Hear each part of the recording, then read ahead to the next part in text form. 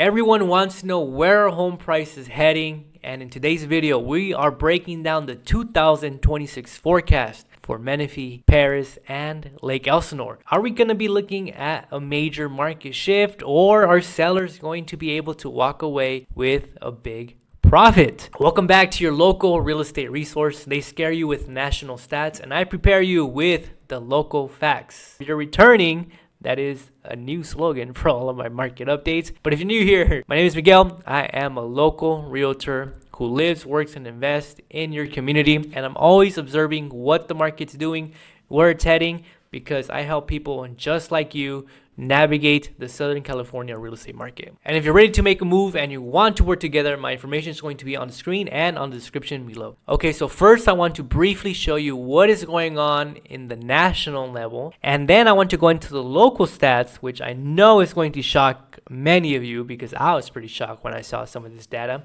And then at the very end, we're going to go over what are the top industry leaders predicting for the housing market this year. So it's very important to understand what is going on in the local level, just because overall in the US, most states saw a positive gain with home prices last year. A few states saw negative growth: California, Arizona, Colorado, Texas, and Florida. National average home prices grew around 2.3%. What about Menifee, Perris, and Lake Elsinore? Well, let's get into that. At the end of 2025, we saw home prices in Riverside County grow around 0.9%, almost 1%. Now, more normal levels is around 5 to 7%. In 2021, it was 17%. So very slow growth, very steady, kind of nice, because we don't want, well, it depends what side of the coin you're on, right? Because if you want to sell, you want your home prices to go up. If you want to buy an investment property, you don't want them to get too out of control.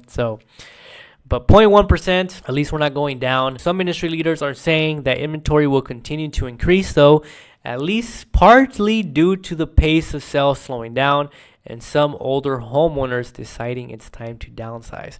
And that is by Rick Sharga, founder and CEO of CJ Patrick Company, which Rich Sharga, by the way, runs a real estate analytics company and has been tracking housing cycles for a very long time. So people do pay attention whenever he has a comment about the housing industry. And Realtor.com says in 2026, we expect the housing market that's steadier, but not yet off to the races. So if you're planning on selling in 2026, you need to understand what is going on with inventory and what is going on with equity. Lake Elsinore inventory has been dropping since the second half of 2025, and that's creating opportunities for sellers because right now inventory is still more than 2023 and 2024, but it's getting tighter, which means less competition. So if you follow me and you've paid attention to the other market videos I've done, in the summertime, we went over how Lake Elsinore had 44% of homes doing price reduction, and towards the end of the year, there was less people doing price reductions. And it makes sense because inventory just kept getting tighter and tighter and tighter. And when you're selling a home and the less competition you have, the better it is for you because that's less options for buyers to pick from. In Lake Elsinore, fewer homes are relisting after failing to sell at the desired price. We can see a small dip compared to last year and compared to 2023, 2022, 2021. Many homes were getting put back on the market after they did not sell the first time. But after 2023, when the rates doubled for the first time ever, we see that very few percentage of homes are going back on the market. Last couple of years, the market has definitely caused a lot of hesitation. People are not getting what they want, and they pretty much just don't want to try again. Less homes on the market often causes upward pressure on home prices, and lower rates usually means more sales. So this year, the rates are expected to average between 5.9 and 6.4%, which, by the way, we have hit 5.9%, and that meant we were at 3-year lows. That is freaking great. 3-year lows, 5.9%. And right here we see that Realtors.com forecasting that mortgage rates are going to be on the average 6.3%. And they believe that home median prices appreciation is going to be around 2.2%. So make sure you guys are subscribed because we're going to go over this information, this data at the end of the year. And we're going to see what the average rates ended up finishing at. If you've been on the fence about selling, the window of opportunity might open up for you this year. In 2024 and 2025, pretty much home sales were around 4.7. Well, this year we're forecasted to close around 5.1. Almost 500,000 more homes are expected to close this year. Now, I want to give you guys a bird's eye view of home sales in the last 18 years. So if we start at 2008, that's when the great financial collapse happened. And that year, 4.6 million homes were sold. The next year, 4.7, 2010 and 11, around 4.5, and then 2012, that was when home prices just started going up in value again. And then 2021, rates were freaking low. So 2012 to 2019, those were more of like the normal years of real estate. In 2020, COVID hit, the rates were super low. 2021, we peaked at 6.8 million homes. Then rates kept going higher and higher and higher. And then 23 to 25, we averaged around 4.7 million homes closed. And according to the latest research from RE/MAX, 88% of prospective homebuyers plan to purchase in 2026. 78% will move within 6 months if prices improved, and 58% would move faster with lower rates. If we hit low 5%, which I don't think is going to happen this year, but we were to average low 5%, I am willing to bet all my money that the real estate market will end up exploding. That is how confident I am if rates hit the freaking low fives. Besides interest rates being at 3-year lows, why do you guys think that home sales might end up going up this year? So if we look at this green bar for 2026, that is what home sales are projected to be at. So we could see it's a nice jump from 2023 to 2025, and that is because I believe the lock-in effect is starting to weaken. If you're waiting for rates to come down before you put your house up for sale, you are not alone. Check this out. The lock-in effect is weakening, giving up your low rate to trade for a better home that fits your need at a higher rate. It's not an easy choice because we're not going to see them COVID low rates anytime soon. In fact, I don't think we're going to see them for a very long time. Homeowners with 3% rates cannot wait forever. The share of homeowners with mortgage rates above 6% has overtaken those under 3%. So 20% of homeowners have a rate under 3%. 31.5% of homeowners have an interest rate of 3 to 4%. 17% of homeowners have 4%. That's a lot of percent. 17% of homeowners have an interest rate of 4 to 5%. 10% of homeowners have an interest rate of 5 to 6%, and 21% of homeowners have a 6% and above. So 6% and above, 21% of homeowners has overtaken those under 3%. So let me know in the comments down below, what is your rate that you have right now on your home? If you're buying or selling in Perris, the latest days on the market might surprise you. Days on market is going up and inventory is going down. So look at the days on market right here. If you're buying or selling in Perris, the days on market might surprise you because we've been going up. It's been tougher to sell a house in Perris since July of last year because the days on market, the time to sell a home in Perris has been getting longer and longer and longer. And the interesting fact is that inventory is going down. So usually it's the opposite. Usually inventory goes up, days on market goes up. Well, inventory is getting smaller and the days on market are increasing. And this right here might have something to do with it. Number of first-time home buyers hits new low, survey shows. This is why I'm making the assumption that whenever rates hit the low 5%, the real estate market is just gonna boom, blow up. I was pulling the latest housing stats right here in Perris, and this one right here stood out big time. So the number of people that are putting their homes up for sale again after they were not able to sell it the first time keeps getting lower and lower. So days on market in Perris has been going up, and meaning it's tougher to sell a home or taking longer to sell a home. And people, as you can see right here on the graph, is just keeps going downward. So less people are wanting to try and list their home after it did not sell the first time. And this right here could be one of the reasons why so many people are delisting instead of doing big price cuts. Over 2/3 have paid off their mortgage or at least have 50% equity. 40% of homeowners have their house paid off free and clear. So unlike the 2008 great financial crash, those 4 years, people were doing price cuts. Days on market has been going up in Perris, meaning it's taking longer to sell a home. And the people who are not successful in selling their home, there's a very small percentage of them that are putting their homes back on the market. So back then, putting your house back on the market for a lower price seemed like the only way out. Right now, a lot of people have their homes paid off. They have a lot of equity. And it seems like overall, the average, they're not in the position where they need to do a huge price cut to get that home sold. Now in Menifee, we are seeing homes that are being relisted creep up more. More homeowners are wanting to try and sell after not selling the first time. Check out this big jump in 2023. A lot of people did not want to give up and take advantage of that market. And 2025, we saw less people putting their house back up for sale. And it looks like we keep trending up. In Perris, we have less people wanting to put their house back up for sale after it didn't sell the first time.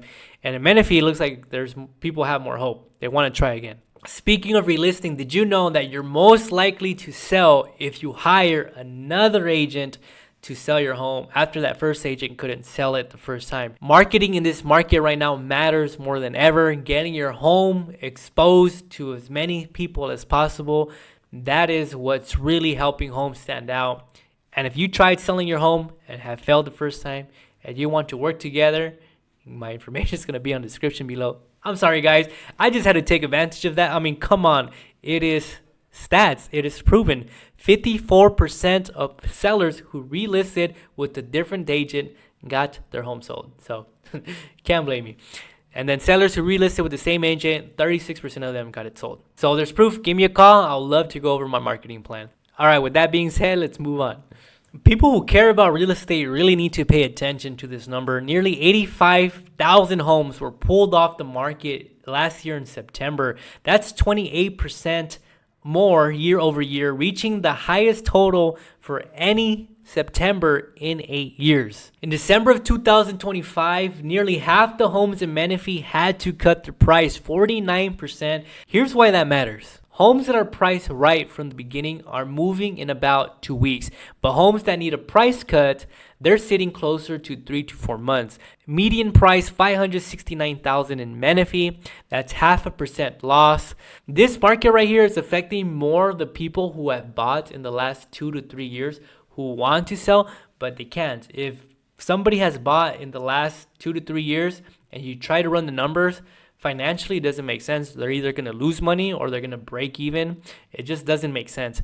Back then, when home prices were appreciating around 5 to 7% a year, then there was hope. But now if you bought a home and you want to sell and it's only been around 3 years, you're kind of stuck for right now. Only way out for some of those people are if they do a short sale. And that is only if they're in financial need. If you plan on selling your home where half the market seems to be doing price cuts, avoid this pricing mistake or you could end up overpriced, sitting for a long time and chasing down the market. Many people do not know this, but if you start off at a price that's way too high, the final sales price for that strategy is actually lower than compared to if you were to price it correctly the very first time. The real estate market requires looking at active competition, not just closed sales. The higher days on the market, the more low balls you seem to get. Think about it. If you've ever been in the position where you're shopping for a home and you see a home for sale with high days on market, what are your first thoughts? What's wrong with the home? Let's try to discount them. Let's try to lowball them. So that is why you got to pay attention to the days on market.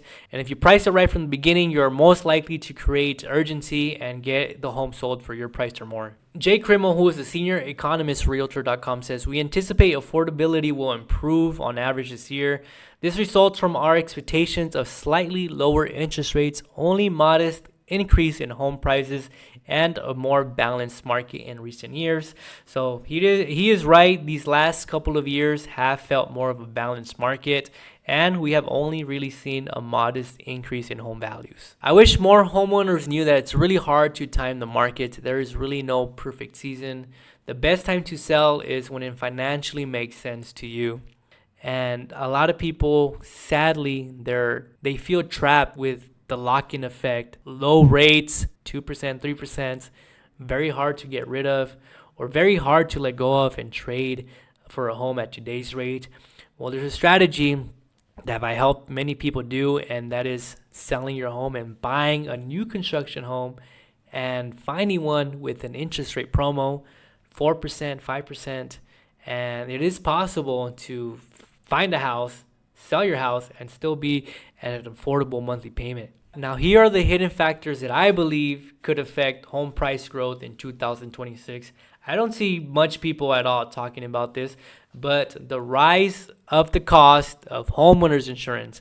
Last year in 2025, almost 17% of transactions fell out of escrow due to unaffordable homeowners insurance.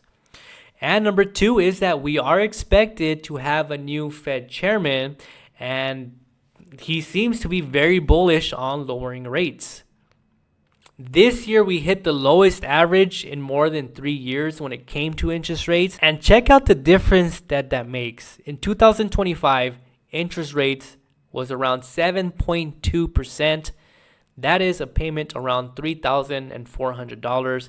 Same time this year, 6.7% average interest rate. Same loan, $3,020. So practically $400 that people are saving. So when we do get that new Fed chairman and he wants to lower rates even lower, well, there's still 12 people on that board that have to vote on it. But if you can see almost that 1.25% difference, that's almost $400 in savings a month. In 30 years, that's $141,000. Man, that would be great if we could finish this year at average rates of at least high fives. Imagine how much money people are going to save.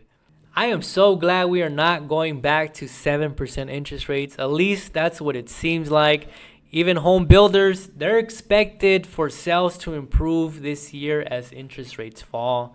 I cannot wait for rates to hit the low 5%. I know the real estate market is going to blow up, and we need to fix this. For the first time ever, the typical first-time home buyer is 40 years old. It just keeps getting worse and worse. You have to keep getting older and older. 40 years old, what? Retirement is 55 years old? So you're literally buying a house when the retirement age is 55 and you're 40 buying your first home. We need to fix that. Lower rates, at least the low fives. That should definitely bring that number down. I also want to give a shout out to all the single ladies. 25% of first-time home buyers were single females, and only 10% were single males. Fellas, what is going on? They say that women live longer than men. I agree. I've seen some stupid, funny videos of men doing some dumb shit online.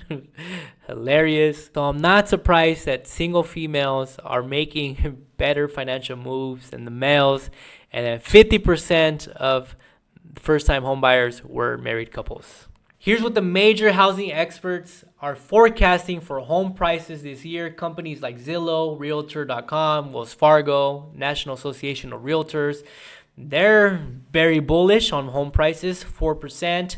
Wells Fargo believes that home prices are going to grow at 3.5%. And we got Bank of America saying there's going to be no growth this year. So it looks like most of these industry leaders are very bullish on home prices. So we'll see what happens. Now, if you want to stay up to date and see who was right and who was wrong, make sure you subscribe. I do these updates very often, and I'm always tracking the housing market here in Menifee, Lake Elsinore, and Perris. So if you like this data, if you found this interesting, go ahead, shoot me a like, subscribe. I appreciate it. This information does take a very long time to research, to film. All that does take a while. So when I see a like, a comment, it motivates me. It encourages me. I'm not going to lie. It pumps me up. So if you enjoyed it, I appreciate the love. And again, if you want to work together, my information is going to be on the description and on the screen below. So I appreciate the love. If you guys want to work together, you know what to do. Till next time.